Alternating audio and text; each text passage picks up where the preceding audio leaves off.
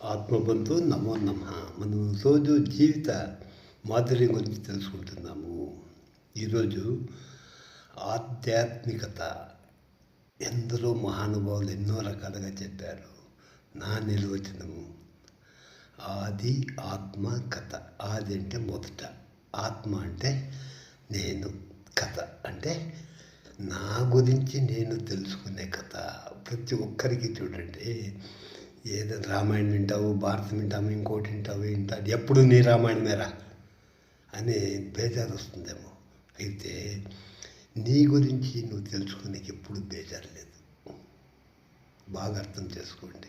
కాబట్టి ఆధ్యాత్మికత అంటే నేను ఎవరు, నేను ఎక్కడి నుండి వచ్చాను, నా కర్తవ్యం ఏమి, నా బాధ్యత ఏమి, నా పని ఏమి అని తెలుసుకోవడమే. ఆ తెలుసుకోవాలంటే ఏం చేయాలా అనేది అర్థం కావాలన్నమాట. ఒకటి ఆలోచన అనేది ఉంది కదా, అది రెండు రకాలుగా ఉంటుందన్నమాట. ఊహాశక్తి, ఒకటి సంయోజిత ఊహాశక్తి, మరొకటి సృజనాత్మక ఊహాశక్తి. ఇవి రెండు చాలా ఇంపార్టెంట్ అనమాట. దీన్ని పెనవేసుకుని జీవితం అంతా నడిచిపోతూ ఉంటుందట.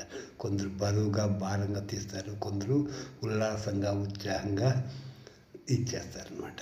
దాన్ని చేయాలంటే ఏం చేయాలి అనేది మనకి ఆప్టిక్ నర్వ్స్ అనేది చెవులు, తర్వాత చేతులు, తర్వాత పాదాలు, అరికాళ్ళ పాదాలలో ఉంటాయన్నమాట. దీన్ని ఎట్లా యాక్టివేట్ చేసుకోవాలా, ఏం చేస్తే నీవు చక్కగా 120 సంవత్సరాలు, మా ఋషి ప్రభాకర్ గురించి అయితే 160 సంవత్సరాలు ఎలా బతకాలి అని చెప్తారు. నాకు 60కే బేజారైంది, 70కే బేజారైంది, ఎప్పుడు తీసుకుపోతా అని చెప్పి మనిషి ఉంటాడు. దీనికి ఏం చేయాలనేది ఇంకో రోజు తెలుసుకుందాము. మీకు సబ్స్క్రైబ్ చేయండి, లైక్ చేయండి, కామెంట్ చేయండి. జై గురుదేవ్, శుభం భూయాత్.